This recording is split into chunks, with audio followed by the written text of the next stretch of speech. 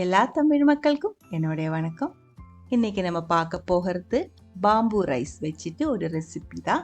பாம்பு ரைஸ்னா தமிழ்ல மூங்கில் அரிசி, மலையாளத்தில் முளையரி. அது வச்சுட்டு செய்கிற ரொம்ப டேஸ்டியாக இருக்கிற ஹெல்த்தியாக இருக்கிற ஒரு பாயசம். இது வேக வச்செடுக்கிற விதம் கொஞ்சம் வித்தியாசமாக இருக்கும், கொஞ்சம் டைம் ஆகும். அது கரெக்டாக நம்ம ஃபாலோ பண்ணிருச்சு அப்படின்னு தான் நமக்கு நல்ல டேஸ்டியாக இருக்கிற திக்காக இருக்கிற ஒரு பாயசம் செஞ்செடுக்க முடியும். முளையரி வச்சுட்டு மூங்கில் அரிசி வச்சுட்டு இங்கே நம்ம பாயசம், சாதம், கஞ்சி இதெல்லாம் தான் காமனாக செய்யறது. ஆன்லைனில் வாங்குறது கிடைக்கும், அமேசான்லலாம் அவைலபிளாக இருக்கும். எப்படி செய்யலான்னு பார்த்துட்டு வரலாம். இது நம்ம காமனாக விவசாயம் செஞ்சு கிடைக்கிறது இல்லை, இங்கே காட்டுக்குள்ளே இருந்தால் நமக்கு இது நிறைய அவைலபிளாக இருக்கிறது. இந்த ட்ரைபல் ஏரியாவிலிருந்து அவங்க கலெக்ட் பண்ணி கொண்டு போய் விற்கிறதுல இருந்தால் நம்ம வாங்கியிருக்கு. வயநாடு ஏரியாவில், கேரளாவில் வயநாட்டில் இது நிறைய அவைலபிளாக இருக்கும். அங்கேருந்து நான் வாங்கியிருக்கேன். ஒரு கப் அளவுக்கு நம்ம இப்போ எடுத்திருக்கு. நிறைய ஹெல்த் பெனிஃபிட் இருக்கிற ஒன்று தான் இந்த பாம்பு ரைஸ். இது கலெக்ட் பண்ணுறதும் கஷ்டமாக இருக்கும்.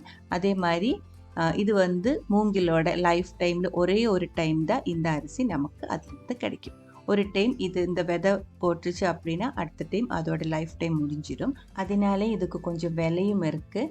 ஆன்லைனில் ஆவரேஜாக 500 ரூபாய் கிட்டே இருக்குது ஒரு கிலோ அளவுக்கு. நம்ம இது ட்ரைபல் காலனியிலிருந்து டைரெக்டாக தான் வாங்கியிருக்கு. அதனால இதில் மண் நிறைய இருக்கிறதுக்கான வாய்ப்பு இருக்குது. இது காட்டுக்குள்ளே தான் டைரெக்டாக நமக்கு கிடைச்சது தான். நல்லா 2-3 டைம் கழுகிடலாம். நீங்கள் வாங்கினதாக இருந்தாலும் அதில் மண் இருக்கிறதுக்கான வாய்ப்பு இருக்குது. அதனால 2-3 டைம் தண்ணி ஊற்றி நல்லா இதே மாதிரி கை வச்சு தேய்ச்சி கழுகிக்கோங்க. அதுக்கப்புறம் தான் நம்ம இது ஊற வைக்கணும். 4 டைம் நான் இது கழுகி இருக்கு. அதுக்கப்புறம் தான் நமக்கு இதே மாதிரி க்ளீனாக கிடச்சிருக்கு. இனி இதில் நிறைய தண்ணி ஊற்றி நம்ம இது ஊற வச்சுக்கலாம். ஊறுறதுக்கு சாதாரணமாக அரிசி ஊற வைக்கிற டைம் பத்தாது. நான் இது நைட்டில் 8 மணிக்கு தான் ஊற வச்சுருந்தேன். காலையில் 10 மணிக்கு தான் நான் இது பாயசம் செய்யறதுக்காக எடுக்கிறது. அந்த அளவுக்கு டைம் 14 மணி நேரம் இது ஊறி இருக்கு. நீங்கள் ஊற வைக்கும்போது இடையில ஓப்பன் பண்ணி பாருங்கள். ரொம்ப நேரம் ஊற வைக்கும்போது அந்த அரிசியில் நம்ம ஊற்றி இருக்கிற தண்ணியில் கொஞ்சம் புளிப்பெல்லாம் வர்றதுக்கான வாய்ப்பு இருக்குது. அதனால நீங்கள் பாதி டைம் முடிஞ்சதுக்கப்புறம் அந்த தண்ணி வடிகட்டி எடுத்ததுக்கப்புறம் இன்னும் கொஞ்சம் தண்ணி ஊற்றி மிச்ச டைம் ஊற வச்சுக்கலாம். அந்த மாதிரியும் செஞ்சுக்கலாம். சூடு காலத்தில் செய்கிற மாதிரியா இருந்தால் அது மாதிரி செஞ்சுக்கோங்க. தண்ணி வடிகட்டி எடுத்ததுக்கப்புறம் குக்கருக்குள்ளே போட்டிருக்கு. 2 கப்பு தண்ணி கூடி நான் இதில் ஊற்றியிருக்கு. இந்த 2 கப் அளவு தண்ணி பத்தாது இது வேகிறதுக்கு.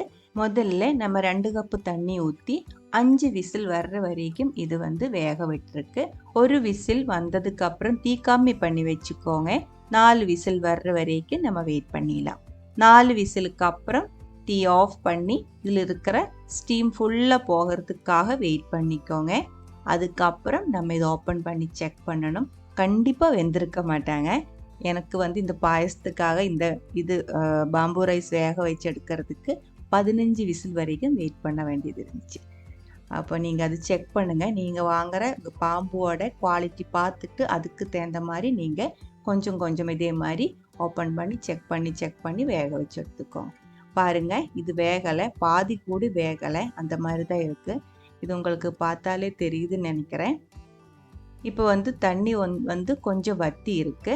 மறுபடியும் நான் ஒரு கப் அளவு தண்ணி இதில் ஊற்றுறேன். முதல்ல நிறைய தண்ணி ஊற்றி வேக வச்சிருச்சு அப்படின்னா விசில் வரும்போது தண்ணி ஃபுல்லாக வெளியே கொட்டிடும். அது கூடவே இந்த அரிசி அந்த குக்கரோட நோவுக்குள்ளே போய் ப்ளாக் ஆகிறதுக்கான வாய்ப்பு இருக்குது. அதெல்லாம் பார்த்து பண்ணிக்கோங்க. இது பாருங்கள், 5 விசிலுக்கு அப்புறம் இது இந்த மாதிரி தான் இருக்குது. இது வேகலை பாருங்கள், அப்படியே இருக்குது. இது நம்ம மறுபடியும் வேக வைக்க போகிறேன். இதே மாதிரி 2 டைம் நான் ஓப்பன் பண்ணி மொத்தமாக 15 விசில் வரைக்கும் நான் வெயிட் பண்ணியிருந்தேன். அதுக்கப்புறம் தான் எனக்கு பாயசத்துக்காக வெந்து கிடச்சிருக்கு. பாயசத்துக்காக நம்ம வேக வச்சு எடுக்கும்போது நல்லா வெந்து மேஷ் பண்ணுற அளவுக்கு நெய் மாதிரி வேகணும். அப்போ தான் பாயசம் டேஸ்டாக இருக்கும். அது இல்லை நீங்கள் சாதம் செய்யறதுக்காக தான் வேக வைக்கிற அப்படின்னா இதோட இன்னும் கொஞ்சம் கம்மியாக வெந்தாலும் போதும். பாருங்க, இடையில 3 டைம் நான் ஓப்பன் பண்ணி பார்த்து தேவையான அளவுக்கு தண்ணி ஊற்றி நல்லா வேக வச்சு எடுத்துருக்கு. இதில் இருக்கிற அரிசி வெந்தாலும் இதுக்கு ஒரு தோல் இருக்கும். அந்த தோல் கொஞ்சம் கட்டியாக இருக்கும். அதுவும் வேகிற வரைக்கும் நல்லா வேகணும். நல்லா வெந்ததுக்கு அப்புறம் ஒரு கரண்டி வச்சு இதே மாதிரி மேஷ் பண்ணி எடுத்துக்கோங்க. பாயசத்துக்காக செய்யறதுனால தான் நம்ம இதே மாதிரி உடச்சு எடுக்கிறது. பாயசம் அதே மாதிரி கஞ்சி இது ரெண்டுக்கும் நீங்க இதே மாதிரி மேஷ் பண்ணி எடுத்துக்கலாம். சாதத்துக்காக வேக வைக்கும் போது இதே மாதிரி மேஷ் பண்ணாம தண்ணி நல்லா வத்தினதுக்கு அப்புறம் எடுத்து உங்களுக்கு பிடிச்ச கறி ஊற்றி சாப்பிட்டுக்கலாம். அப்போ வந்துட்டு இந்த அரிசி கொஞ்சம் ஒட்டுற மாதிரி இருக்கும். ஸ்டிக்கி ரைஸ் அப்படின்னு சொல்லிடுவேன். அந்த மாதிரி தான் பாம்புவோட சாதம் இருக்கும். பாம்பு ரைஸோட சாதம் இருக்கு. பாருங்க, நல்லா மேஷ் பண்ணி எடுத்துருக்கு. இப்போ இது நல்லா சாஃப்டா இருக்கு. பாயசம் செய்யறதுக்கு நம்ம மூங்கில் அரிசி வேக வச்சு எடுத்துருக்கு. இது இங்கே இருக்கட்டும். இனிப்புக்காக வெல்லம் தான் எடுத்திருக்கு. 400 கிராமில் இருந்து 1/2 கிலோ வரைக்கும் நீங்கள் சேர்த்துக்கலாம், உங்களோட இனிப்புக்கு தகுந்த மாதிரி. நான் இப்போ 400 கிராம் அளவுக்கு வெல்லம், 1/2 கப் அளவு தண்ணி ஊற்றி கரையை வச்சு எடுத்து மாற்றி வச்சிருக்கு. அடுத்தது தேங்காய் பால். தேங்காய் பால் பாயசத்துக்காக செய்யறதுனால 3 டைப் எடுத்திருக்கு. 1ஆம் பால் 1/2 கப் அளவுக்கு, 2ஆம் பால் 3 கப் அளவுக்கு, 3ஆம் பால் 2 கப் அளவுக்கு. வேக வச்சு எடுத்திருக்கிற மூங்கில் சாதம் ஒரு கடாய்க்குள்ள ஊற்றிக்கோங்க. கூடவே 3ஆம் பால் கட்டி ரொம்ப கம்மியாக இருக்கிற பால் 2 கப் அளவுக்கு ஊற்றி இருக்கு. நல்லா மிக்ஸ் பண்ணி எடுத்ததுக்கு அப்புறம் கொதிக்க விட்டுக்கோங்க. கஞ்சி செய்யறது இதே மாதிரி தான். மேஷ் பண்ணி எடுத்ததுக்கு அப்புறம் கொஞ்சம் கட்டியாக இருக்கிற தேங்காய் பால் உங்களுக்கு எவ்வளோ தேவையோ அதுக்கு தகுந்த மாதிரி ஊற்றி கொதிக்க வச்சு உப்பும் போட்டு சட்னி கூட சாப்பிட்டுருச்சுன்னா மூங்கில் அரிசியோட கஞ்சி ரெடியாக இருக்குது. அதே மாதிரி நீங்கள் கஞ்சி ரெடி பண்ணி எடுத்துக்கலாம். ஆனால் இப்போ நம்ம பாயசத்துக்காக தான் செய்யறது. 3ஆம் பாலில் இது நல்லா கொதித்து இதே மாதிரி கொஞ்சம் திக்காக வரணும்.